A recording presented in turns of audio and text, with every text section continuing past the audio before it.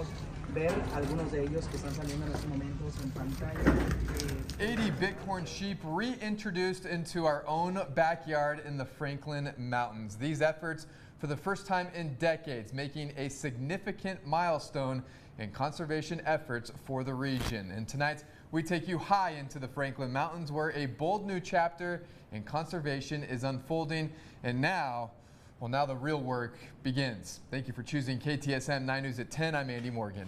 And I'm Monica Cortez. So bighorn sheep are returning to our rugged landscape, but this reintroduction is more than just saving a species.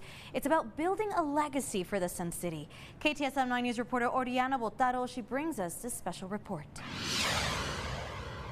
Franklin Mountain State Park is known for its stunning landscapes and abundant wildlife, attracting visitors from all over the country year-round. We have so many people that come here and then just escape from the hustle and bustle from the city. Once a thriving presence in these mountains, the Texas desert bighorn sheep disappeared nearly a century ago due to overhunting and the spread of diseases by domestic livestock.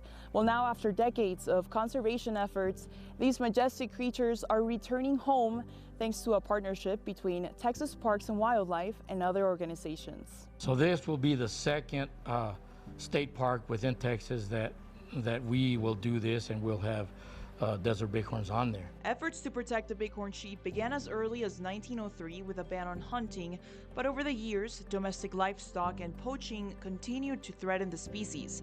Now they're facing a modern challenge, the invasive aoudad sheep. The Franklins is likely the only mountain range in West Texas within bighorn habitat that doesn't have any aoudad.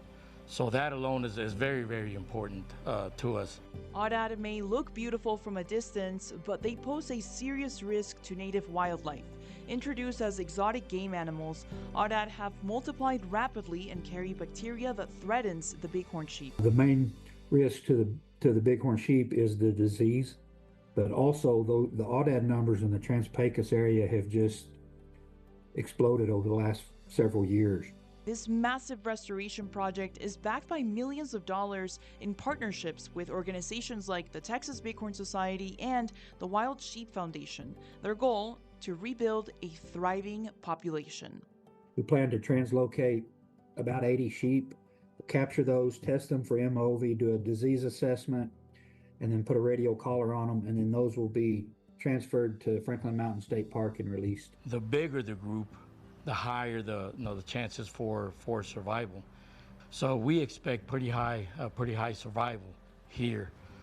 I'm going to say that if we experience, say, 10 or 15% mortality, it'll be a success in and of itself. Success will be monitored using GPS radio collars. Those radio collars, there's software that you can track every sheep out there on, you'll have a map and it shows their migration and where they go, so they'll do it that way. How do you think that the relocation would benefit the community right here in El Paso?